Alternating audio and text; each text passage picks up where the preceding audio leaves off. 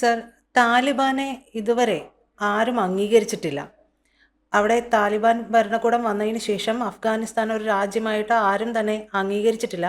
ആകെ കുറച്ചൊരു എന്താ പറയുക, ഒരു സംസാരം എന്നൊക്കെ പറയാവുന്ന രീതിയിൽ പറയുന്നത് ഇന്ത്യയുടെ ഭാഗത്ത് നിന്ന് മാത്രമാണ്. പക്ഷെ ഇപ്പോൾ റഷ്യ അവരെ ഒരു രാഷ്ട്രമായിട്ടൊക്കെ അംഗീകരിച്ചു എന്നുള്ള വാർത്തകൾ കേൾക്കുന്നു. അത് സത്യമാണോ? അത് ഏത് രീതിയിൽ പിന്നീട് മാറും ലോകക്രമത്തിൽ? ആ റഷ്യ താലിബാനെ ഒരു രാജ്യമായിട്ട് അംഗീകരിച്ചു. കഴിഞ്ഞ ദിവസം ഈ താലിബാൻ അംബാസഡറും റഷ്യൻ വിദേശകാര്യ മന്ത്രിയും കൂടെ ഒരു അല്ലെങ്കിൽ ഒരു മീറ്റ് നടത്തിയിട്ട് ഈ അവരുടെ ഔദ്യോഗിക പ്രഖ്യാപനം ഉണ്ടായിരുന്നു. താലിബാനെ ഒരു രാജ്യമായിട്ട് അംഗീകരിക്കാൻ റഷ്യ തയ്യാറാണ്. അതായത് അവരുമായിട്ടുള്ള നയതന്ത്ര ബന്ധം ഓപ്പൺ ആയിട്ട് നടത്തുന്നതിന് വേണ്ടി റഷ്യ തയ്യാറാകുന്നു. അഫ്ഗാനിസ്ഥാനുമായിട്ട് അഫ്ഗാനിസ്ഥാന്റെ ഭാഗമായിട്ട് നിന്ന രാജ്യമാണ് ഈ പറയുന്നത് പോലെ. പല റഷ്യയുടെ ഭാഗമായിട്ട് നിന്ന രാജ്യമാണ്. വളരെ പുറകോട്ട് പരിശോധിക്കുമ്പോൾ അഫ്ഗാനിസ്ഥാൻ. അപ്പൊ ഇതിനകത്ത് നമ്മളോടാണ് അവർ ആവശ്യപ്പെട്ടത്, റഷ്യയോട് പോലും ആവശ്യപ്പെട്ടില്ല. ഞങ്ങളെ ഒരു രാജ്യമായിട്ട് അംഗീകരിക്കുന്നതിന് വേണ്ടി ലോകത്തോട് പറയുന്നതിന് വേണ്ടി ഇന്ത്യ തയ്യാറാവണം. താലിബാൻ ആ വാർത്താക്കുറിപ്പ് നേരത്തെ നമ്മൾ കണ്ടിട്ടുള്ളൂ. ഇന്ത്യ താലിബാനുമായിട്ട് ഒരു നല്ല ബന്ധത്തിലാണ് ഇപ്പൊ നമ്മൾ പരിശോധിക്കുന്നത്. നേരത്തെ ബാക്ക് ടു ഡോർ ചർച്ചകൾ ഉണ്ടായിരുന്നു എന്ന് പറയുമ്പോൾ, അല്ലെങ്കിൽ ഔദ്യോഗികമല്ലാത്ത ചർച്ചകൾ ഇന്ത്യക്കകത്ത് അല്ലെങ്കിൽ താലിബാനുമായിട്ടുണ്ടെന്ന് പല ഘട്ടങ്ങളിലും പല രാജ്യങ്ങളിൽ, പാകിസ്ഥാൻ ഉൾപ്പെടെ അല്ലെങ്കിൽ പലരും പറയുന്നുണ്ട്. അതുകൊണ്ടാണ് താലിബാൻ ഇത്രയും സൈനിക ബലം ഉണ്ടാവുന്നത്, അല്ലെങ്കിൽ താലിബാന്റെ കെയർ ഓഫിലുള്ള ടെററിസ്റ്റ് ഗ്രൂപ്പുകൾ പാകിസ്ഥാന്റെ ബോർഡറുകളിൽ ശക്തി പ്രാപിക്കുന്നു എന്നൊക്കെ പറഞ്ഞ ആക്ഷേപമുണ്ട്. അപ്പൊ ഇന്ത്യ അതൊന്നും സമ്മതിച്ചു കൊടുത്തില്ല. പക്ഷേ സിന്ദൂറിന് സമയത്ത്, പകൽഗാമിന് ശേഷം ആദ്യമായിട്ട് ഒരു വിദേശകാര്യ വക്താവ് ഇറങ്ങി സംസാരിച്ചത് അഫ്ഗാനിസ്ഥാനിലാണ്. അന്നൊരു വാർത്ത വന്നത്, രഹസ്യമായിട്ട് അവർ ഇറങ്ങി അവിടെ ചില സംസാരങ്ങൾ എന്താണെന്ന് വെളി വന്നില്ല.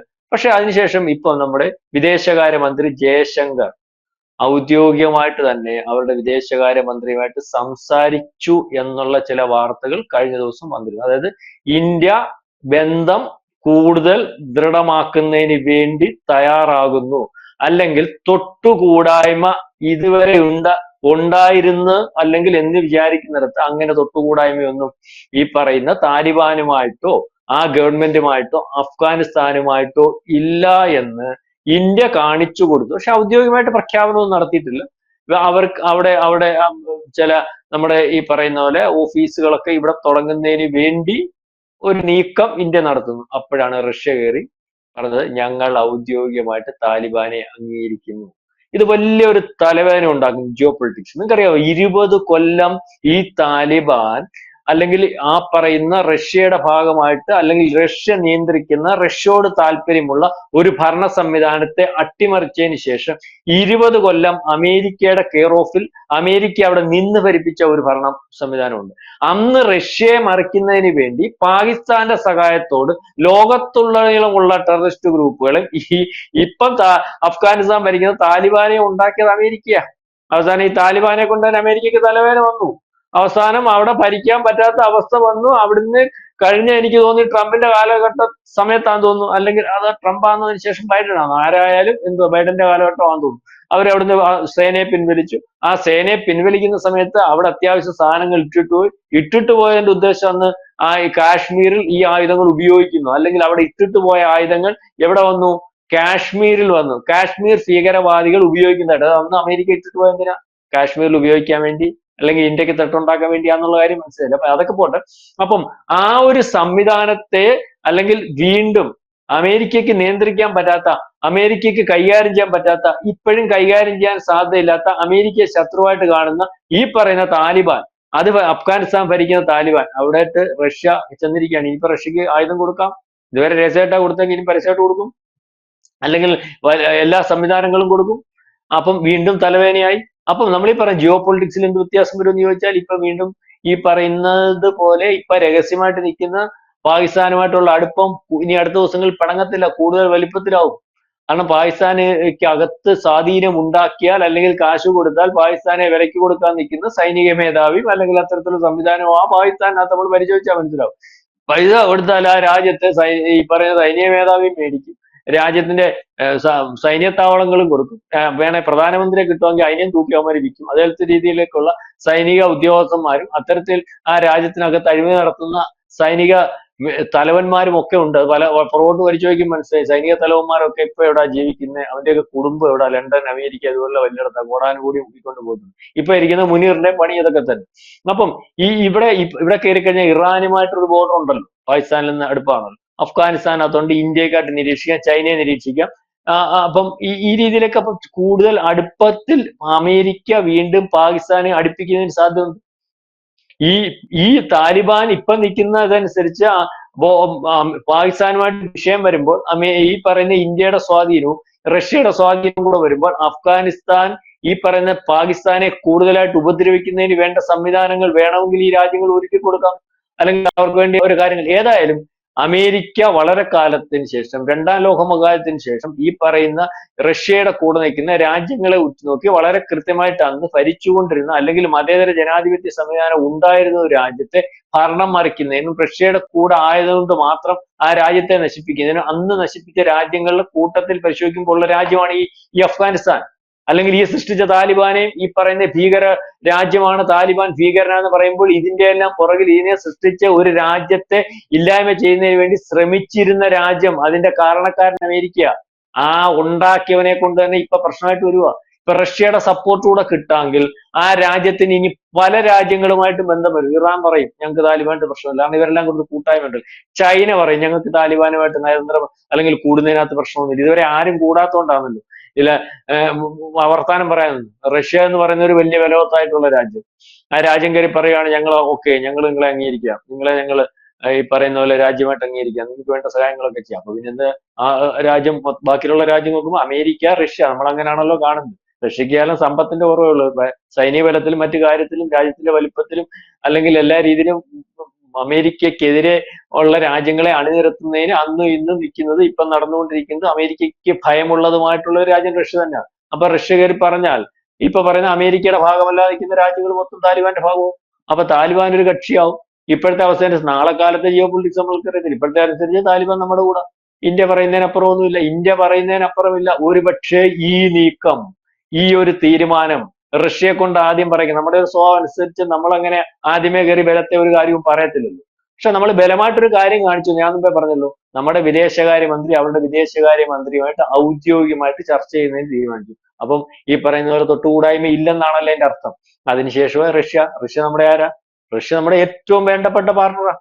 റഷ്യയുടെ അറിയാമല്ലോ, റഷ്യക്ക് ഏറ്റവും വേണ്ടപ്പെട്ട വിഷയം, റഷ്യക്കെതിരെ യുക്രൈനായിട്ടുള്ള യുദ്ധ സമയത്ത് ലോകത്തെല്ലാവരും ഇതുപോലെ പേടിച്ചിരുന്നപ്പം റഷ്യയുടെ കയ്യിൽ നിന്ന് എണ്ണ മേടിക്കും. അല്ലെങ്കിൽ ഏത് ബാനായാലും ഞങ്ങളത് ഓക്കത്തിൽ എന്ന് പറഞ്ഞാൽ നമ്മൾ എണ്ണ മേടിക്കുക. ഇപ്പോഴും 40% റഷ്യയുടെ കൂടുതൽ മേടിക്കുന്ന രാജ്യം നമ്മള്. അപ്പൊ നമ്മുടെ ഏറ്റവും വേണ്ടപ്പെട്ട സുഹൃത്താ റഷ്യ. അതുപോലെ നമ്മുടെ അടുത്ത് നിൽക്കുന്നേ. റഷ്യ ആയുധങ്ങൾ നമ്മൾ ഉപയോഗിക്കുന്നുണ്ട്, റഷ്യൻ ടെക്നോളജി നമ്മൾ ഉപയോഗിക്കുന്നുണ്ട്.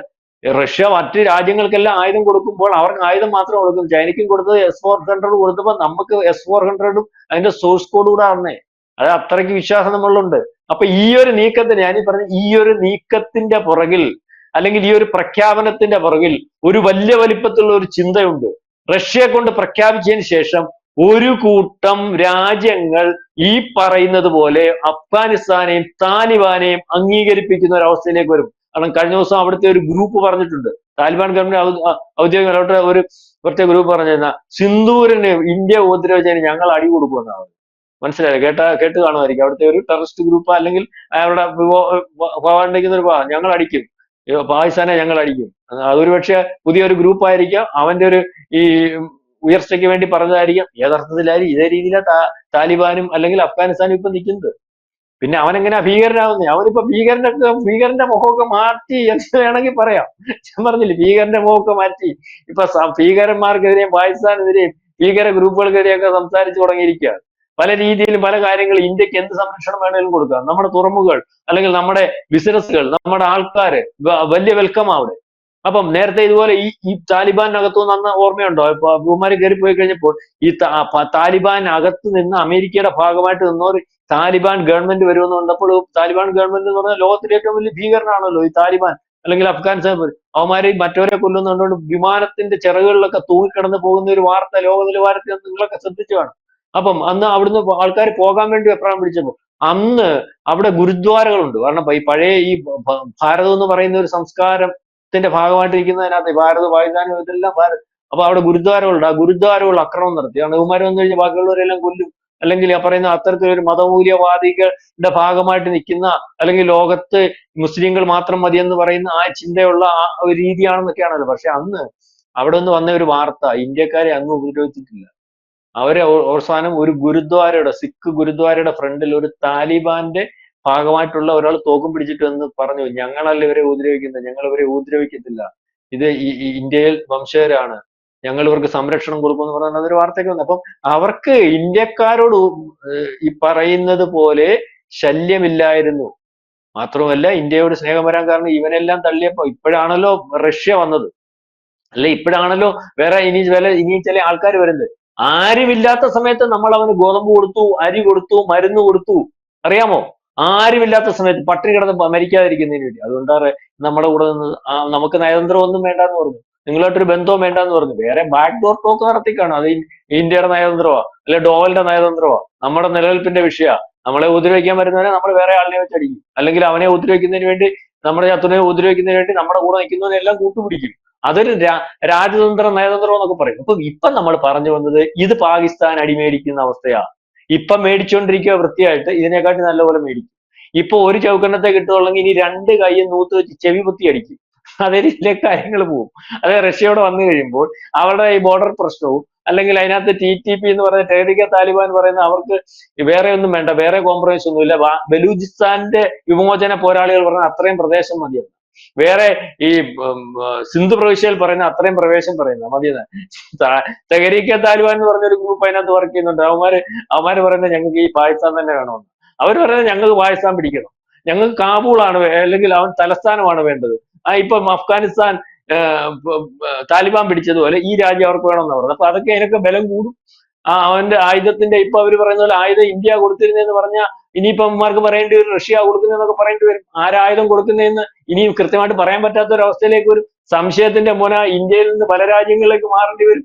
ചൈനക്കാരൻ വരുമ്പോ സൗഹൃദം സ്ഥാപിക്കുമ്പോൾ ഇനി ചൈന കൊടുക്കുന്നു പറയേണ്ടി വരും. ഏതായാലും പാകിസ്ഥാന് 100 വട്ടം അടികിട്ടും. പാകിസ്ഥാൻ ഈ പറയുന്ന പോലെ പ്രശ്നവും പാകിസ്ഥാനുമായിട്ടുള്ള ബന്ധം കൂടുതൽ വലിപ്പത്തിൽ ഉണ്ടാക്കി അവിടെ നിന്ന് ബേസുകൾ, അല്ലെങ്കിൽ അതിനകത്ത് നിന്നിട്ട് ഈ പറയുന്ന 3-4 രാജ്യങ്ങളെ നിരീക്ഷിക്കുന്നതിന് വേണ്ടി പണ്ടത്തെ കൂട്ട് ഈ അമേരിക്കയ്ക്ക് തലവേദന വീണ്ടും ഉണ്ടാകുന്ന ഒരവസ്ഥയിലേക്ക് വരും. കോടാനുകോടി ബില്യൺ കണക്കിന് ഡോളറാ ഈ പറയുന്ന ഭരണം നിലനിർത്തുന്നതിന് വേണ്ടി 10-20 കൊല്ലം അവിടെ ഉപയോഗിച്ചു. ഒരു പ്രയോജനം ഉണ്ടായിരുന്നില്ല. ഒരു സുപ്രഭാതത്തിൽ കയറി പോയപ്പോൾ താലിബാനെ പിടിച്ചു പഴയതിനെക്കാട്ടി മോശമായിട്ടുള്ള ഒരു ഗവൺമെന്റ്, അല്ലെങ്കിൽ ഇവർ പറയുന്ന ഭീകരന്മാരുടെ കയ്യിൽ മാത്രമായിട്ടുള്ളൂ. മര്യാദക്കുള്ള ഒരു രാജ്യത്തെ നശിപ്പിച്ച ഒരു സംവിധാനമാണ്. ഇവന്മാരാണ് ഇതിനെ എല്ലാം അവിടെ കൊണ്ടുവന്നത്. ഈ അമേരിക്ക എന്ന് പറയുന്ന ഒരു രാജ്യം ലോകം മൊത്തം നശിച്ചു. ഇപ്പൊ ബംഗ്ലാദേശിനെ എങ്ങനെ ആക്കി കൊടുത്തു? ആരാ ഇതിന്റെ പുറകിൽ? ഈ പറയുന്നത് പോലെ ബംഗ്ലാദേശിനെ നമുക്കെതിരെ നീക്കം നടത്തുന്നതിന് വേണ്ടി, അല്ലെങ്കിൽ അവിടെ ഒരു ബേസ് ഉണ്ടാക്കുന്നതിന് വേണ്ടി അതിനും അനുവദിക്കാത്ത ഒരു ഹസീനയെ, നമ്മളുമായിട്ട് ബന്ധപ്പെട്ട് നിന്ന ഒരു ഹസീനയെ നശിപ്പിച്ചിട്ട് ആ രാജ്യവും ഇതേപോലെ നാദനില്ല കളരിയിലേക്ക് ആക്കി കൊടുത്തിരിക്കുന്നു. അല്ലെങ്കിൽ ഇപ്പൊ അവിടെ നടക്കുന്ന എല്ലാ മോശം ഗ്രൂപ്പുകളും, ലോകത്തുള്ള ടെററിസ്റ്റ് ഗ്രൂപ്പുകൾ മൊത്തം ഉണ്ടാക്കുന്നതിന് വേണ്ടി ഉള്ള ഒരു ഗവൺമെന്റിനെ ഉണ്ടാക്കി കൊടുത്തത് ഈ അമേരിക്കയാണ്. മനസ്സിലായോ? അപ്പൊ ഇങ്ങനത്തെ ഒരു രാജ്യമാണ് ഈ അമേരിക്ക. അപ്പൊ ഇതിന് ബദലായിട്ട് റഷ്യ ഉണ്ട്. റഷ്യ ഇപ്പം ഈ പറയുന്ന അഫ്ഗാനിസ്ഥാനിൽ പിന്തുണ കൊടുത്തിരിക്കുന്നു, രാജ്യമായിട്ട് അംഗീകരിച്ചിരിക്കുന്നു. ഇത് ജിയോ പൊളിറ്റിക്സിൽ വലിയൊരു വ്യത്യാസം വരുത്തും. പാകിസ്ഥാൻ ഇട്ട് കിട്ടും, ഓടിച്ചിട്ടടി മേടിക്കും എന്ന് തന്നെ വിചാരിക്കുന്നു. സാർ പറഞ്ഞതിൽ നിന്ന് ക്ഷണനേരം കൊണ്ട് മാറി മറിയുന്നതാണ് ജിയോ പൊളിറ്റിക്സ്. അതിലിപ്പോൾ ഈ താലിബാനെ അംഗീകരിക്കുന്നതിലൂടെ, റഷ്യ അംഗീകരിക്കുന്നതിലൂടെ ഏതെല്ലാം തരത്തിൽ അമേരിക്കയ്ക്കുള്ള ഒരു കൊട്ടുകൂടി വരും എന്നുള്ളത് കൂടി അതിൽ നിന്ന് വ്യക്തമാകുന്നുണ്ട്. എന്തായാലും നന്ദി സാർ. കൂടുതൽ വാർത്തകളും വിശേഷങ്ങളും നിങ്ങളിലേക്ക് എത്താൻ ABC മലയാളം സബ്സ്ക്രൈബ് ചെയ്യുക, ബെൽ ബട്ടണും അമർത്തുക.